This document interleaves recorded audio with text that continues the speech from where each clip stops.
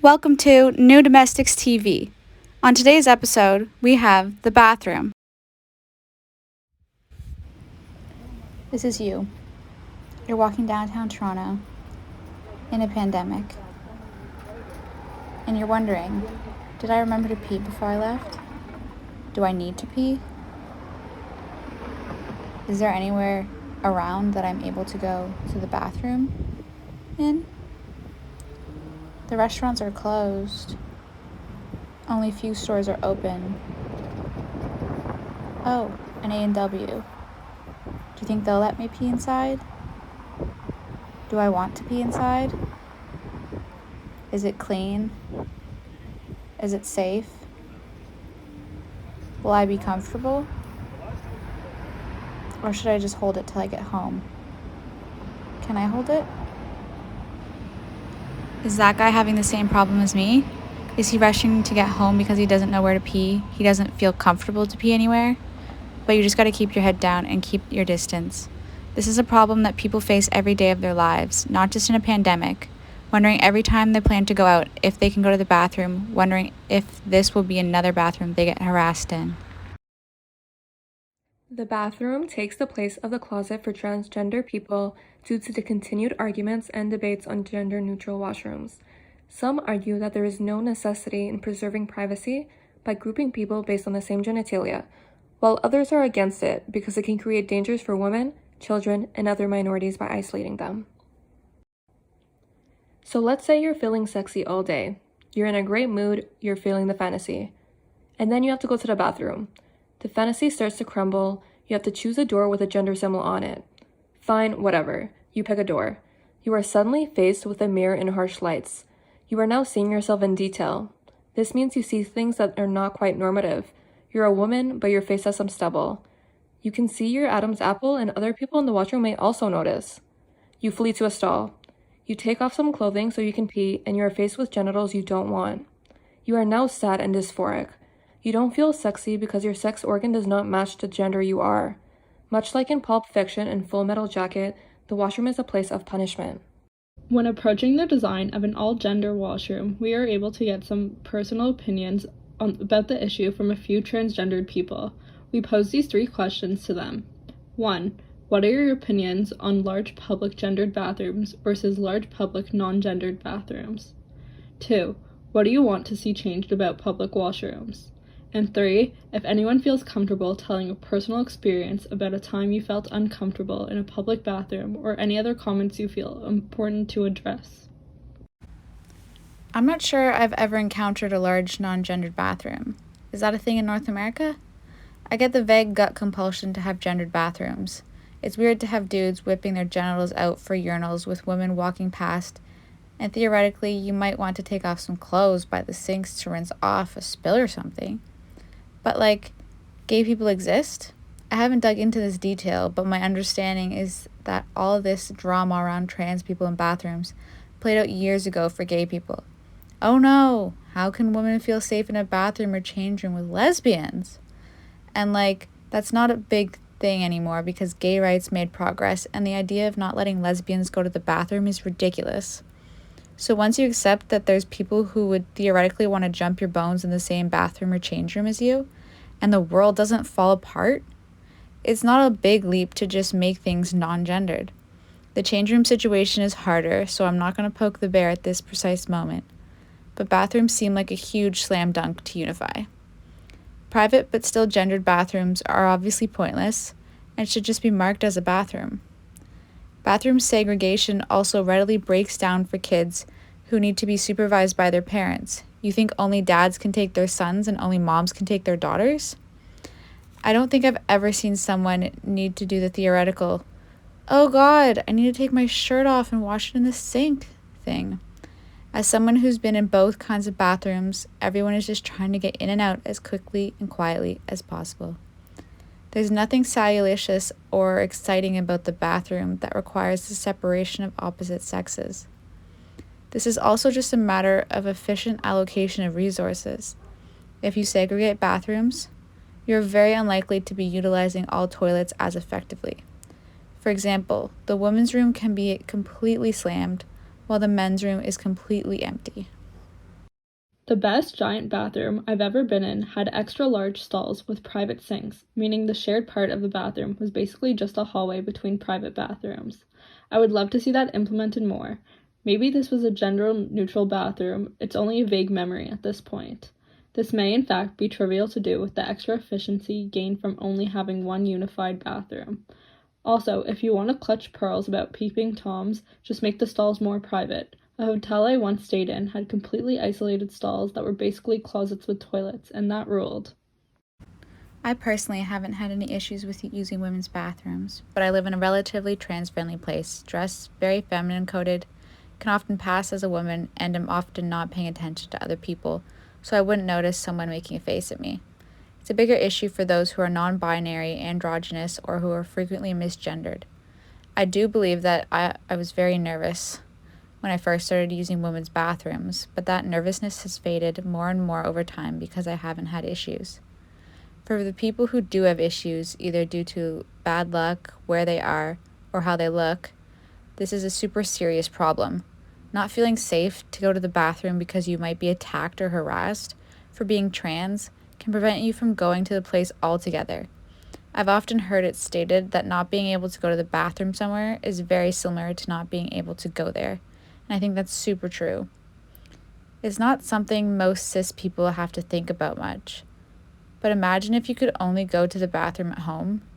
Would you be as willing to go to a concert, the big game, a restaurant, an airport, a road trip? Try just not using public restrooms for a while. Need to go? Too bad, hold it in. Going out anywhere will suddenly be a lot less compelling. I've also not ever seen large non-gendered bathrooms anywhere except once, and that was at an LGBT conference where I was representing my work. Even then, they were only medium size, i.e. 2 to 3 stalls, or 1 stall and a couple urinals. They were just labeled using heavy cardstock, so they were clearly normally still gender segregated. I've been hassled in public washrooms twice.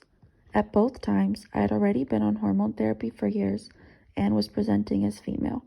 I do not fully pass, but my body has certainly changed shape enough that you can tell what I'm aiming for. Both times, it was a member of the janitorial staff at a mall.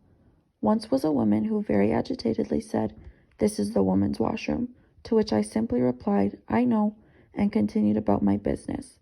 She took a closer look at me as I was going to leave and apologized, so I forgive her wholeheartedly. The other time was a male janitor who forced me to use the men's room when all I was looking to do was wash my hands. He would not let me use the women's room, even after I asked nicely, and I obeyed rather than start a scene, but it felt very dehumanizing. There's a solution that gets implemented a lot. That's better than nothing but causes some other problems. A lot of places do men-woman accessible or family or some other euphemism. This is where they put in the accessible features, the baby changing station, and generally there will always be a policy that gender non-conforming people can use it as well. It's one of those things that look good on paper but then doesn't actually work. So while it has value as a retrofit in some cases, I still feel future development can be better. First off, this serves to out people, not just trans people either, but also people with non-visible disabilities who require a little more elbow room or a certain degree of privacy. In larger facilities, they are frequently locked to prevent misuse or usage by the homeless to bathe. You have to go out of your way to find someone to let you in, thus increasing operational expenses, creating resentment, increasing outing, and so many other problems. In some cases, this can also serve as a complete barrier. The public pools in my old city used this methodology to say that they were gender inclusive. The change areas were designated men, women, and family. There were no privacy options in the gendered change rooms. Trans persons were to use the family change room, which had curtained stalls. I felt so unsafe that I never went to any of the public pools. In addition to the problems previously, public perception of the family terminology is parents and children. Therefore, a sole adult going into that room can be perceived as trying to peep on small children while undressed. I have no problem using my target gender's washroom, but when the only option for privacy is to overlap with a vulnerable sector of society, it is extremely exclusive of anyone outside of the traditional norms. Gender-neutral bathrooms have been a significant discussion over the past few years. This discussion encourages many debates surrounding the topic and whether or not it is a good idea to implement them in places. When comparing the average public bathroom, you often feel incredibly isolated from being enclosed in such a small space. Shigeru Ban challenges this topic of privacy versus isolation within his Tokyo toilet project. Shigeru designed a public bathroom in 2 separate parks in Tokyo. These installations include a bathroom for a man, a woman, and a handicap or family bathroom that are all conjoined through one glass box. Each wall is made of transparent glass, but when occupied became opaque glass. As designers, it is our responsibility to notice issues like public restroom designs and take the responsibility to start making a change. After doing lots of research, understanding the many sides debated on the topic of gender-neutral bathrooms, and hearing personal experiences from those directly affected by this issue, we came to a concluding design. We wanted to create something that inspires and informs others of how big of an impact we can and need to make in regards to public washroom design. The stories told to us by the transgender people we spoke to really made us feel a need to provide justice any way we can. The bathroom design we created has single stalls which feel like their own rooms and would have common hand washing setups. A lot of places already do this, which is a vast improvement and gives an extra level of comfort. In this design proposal, a full-length stall door is used so that a person's feet are not seen. Using a long stall door could be a positive for queer people who are hiding. For example, a trans woman enters a female washroom. She goes into a stall and pees standing up. If cis women can see her feet, they immediately see that she is facing the wrong way. They now know she is trans. Her plumbing has outed her. Another design element we included within this bathroom is the concept of partitioned or even stalled urinals. It is an idea of modesty and goes against heterosexuality within the bathroom by insinuating the possibility of homosexuality within the space. The bathroom represents this because it appears as if one may have something to hide, and people's continuous curiosity about the metaphorical plumbing of one's body. This becomes another element of privacy within the bathroom. In our bathroom design, we see a combined room with grouping by usage type. When one walks into the space, there are a bunch of sinks for hand washing and a baby changing station with a privacy partition. Past this partition, there is a side with urinals grouped together and a bunch of stalls on the other side with accessible features as close as possible. There is also the idea of improving the general design of stalls. Adding sweeps at the door joins of stalls could improve the overall privacy. Full-length doors could create better sound control and odor containment. Additionally, they would have better occupancy indications, so you easily know which stalls are available. Brazzeri, for example, has 2 bathrooms joined together by everyone using the same sink. All the dirty water goes down the same drain. Additionally, the sink's sides are divided by a see-through honeycomb wall, making the 2 bathrooms feel like one. That seems to be a logical way to avoid duplication of effort while still allowing a certain degree of privacy for people still used to gender segregation and avoiding the problem I see in most gender-neutral bathrooms where standees pee on the seat, making things less appealing for cities, even cis-het men who will still need to sit some visits. Using the girls' toilets, I never feel good, and I still have a tendency to go with someone else. Although I'm not labelled as a particular gender when I go to the disabled toilets, I don't feel great still, because it just reminds me that there are mostly no toilets for people like me, who don't identify within the gender binary, and that toilets are just another way we categorise people. I'm going to leave you with that same question. Why does it matter to you whether I am a boy or a girl? Or that I am in the wrong bathroom? Does it really matter to you which bathroom I use? Because it does matter to me. Would it hurt you not to know someone's gender? Because despite how uncomfortable it might make you feel, you assuming my gender makes me feel uncomfortable every day. All I'm asking is for you to just sit with that little bit of uncomfortable to make someone else feel better. Because it does matter to me. It matters to me when I walk down the hall with my friends and you say, "Hey girls," but But it doesn't mean that I want you to make amends. I don't hold my grudges, but every time you say that, it smudges my happy thoughts into undefinable whirls. It matters to me when you say I'm a handsome lad, because while you may be complimenting, it makes me question my inner vision of myself. So, strangers, sit uncomfortably while I tell you how my gender ranges. From day to day, sometimes neutral, sometimes fluid, sometimes gentle, sometimes fierce.